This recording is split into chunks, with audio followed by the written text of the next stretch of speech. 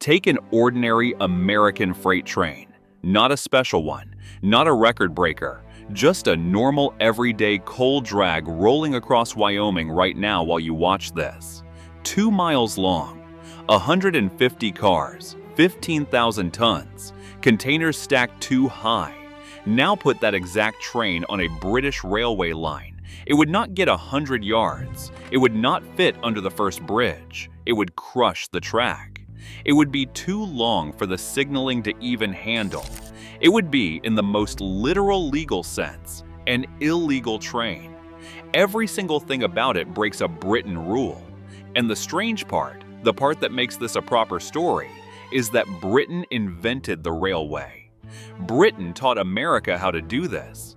And the pupil built something the teacher is not allowed to touch. Before we get into it, hit subscribe and drop a comment letting us know where you're watching from. We want to know who's out there.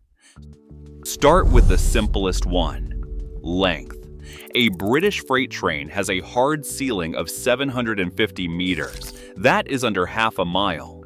In practice, that works out to something like 35 wagons behind the locomotive. That is a long train in Britain. That is a proper heavy freight in Britain.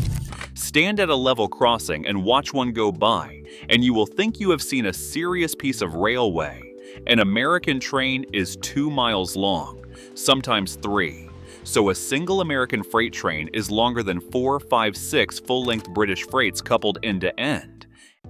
And this is not the British being timid. It is physically impossible. British freight lengths are capped by the passing loops. On a shared network where fast passenger trains have to get past slow freight, the freight has to be able to pull into a loop to let the express by. If your train is longer than the loop, it cannot fit, and the whole railway seizes up. The loops on the British network were upgraded to handle around 775 meters. That is the limit. An American train would stick out of a British loop by 1.5 miles.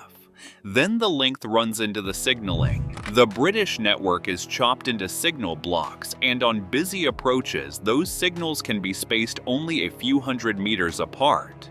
Put a 2-mile train into a system like that, and while it is standing at one signal, its back end has not even reached the signal 2 behind it. It would block junctions and level crossings across an entire city just by existing. Britain does not have a rule against 2-mile trains for fun. It has a railway that would physically stop working if you ran one. Now, the weight, and this is where it gets brutal. Every wheel on a train presses down on the rail, and that pressure is what wears out the railway. The measure is axle load. Britain's limit has sat at 25 tons per axle for many years. America runs about 33 tons per axle. Do the arithmetic on a standard 4-axle wagon, and it comes out like this. A British goods wagon, fully loaded, is a little over 100 tons. An American freight car is 132 tons. The American wagon is roughly 30% heavier than anything Britain allows on its metals. Now stack that up. A heavy British freight might be 2,500, 3,000 tons, and in Britain, that counts as heavy haul. That is about as much as the network will take. An American coal train is 15,000 tons, 5 times the weight, on rails that were never built to take it, through junctions and viaducts and embankments that in many cases were laid down before the American Civil War. And it is not just about the wagon, it is about what the wagon is standing on. British mainline rail is roughly 110 pounds per yard. American Class 1 railroads lay rail up to 155 pounds per yard. That extra steel is not decoration. Heavier rail carries heavier axles. American track is built like a foundation slab because it has to carry monsters. British track is built lighter and finer because it has to carry fast, smooth, punctual passenger trains, and the whole nation would notice if it did not. That is the real trade.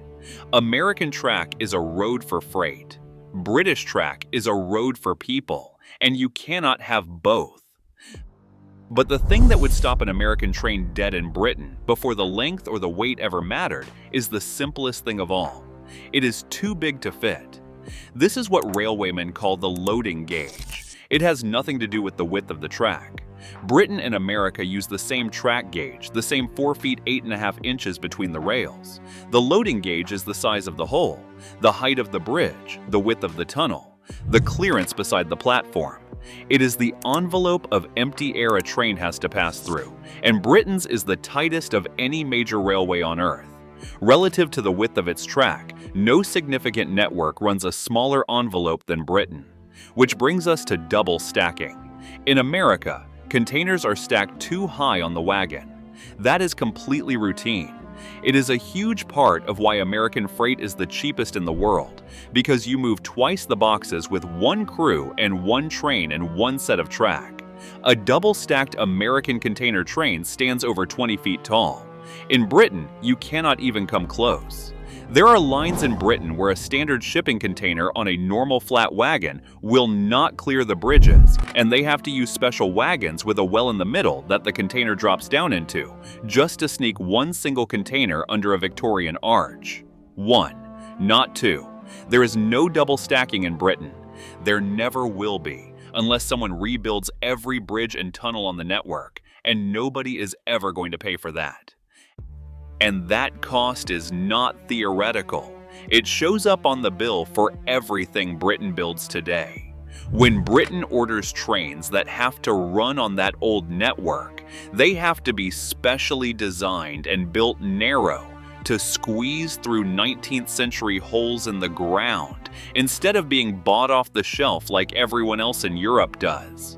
The country pays a premium, decade after decade, for tunnels that were dug when Queen Victoria was young. Every container that has to travel by lorry instead of by rail, every train that has to be custom built instead of ordered from a catalog, every mile of freight that cannot be stacked is a small tax on the whole country, and it is a bill that has been running since the 1840s. And here is the irony sitting at the center of this whole thing. Britain's railway is small precisely because Britain was first. When British engineers bored those tunnels and threw up those bridges in the 1830s and 1840s, nobody on Earth knew how big trains would one day get. There was no example to learn from. Britain was the example. So they built for the little four-wheeled wagons of their own time, and every railway that came after, in America, in Germany, in Australia, got to look at Britain, learn the lesson, and build bigger from the start. America laid its railways across an empty continent with no medieval towns to squeeze past, no Victorian arches already in the ground, and with the full benefit of watching Britain do it first. So America built big, and then kept building bigger, because it could. 2 railways, 1 invention, and the pupil ended up running trains the teacher cannot physically let through the door. So the next time you see a photograph of an American freight, 2 miles of steel, boxes stacked to the sky, remember what you are actually looking at, not just a bigger train. A train that is, in Britain, against the law. And the country that made it against the law is the country that invented the whole thing in the first place.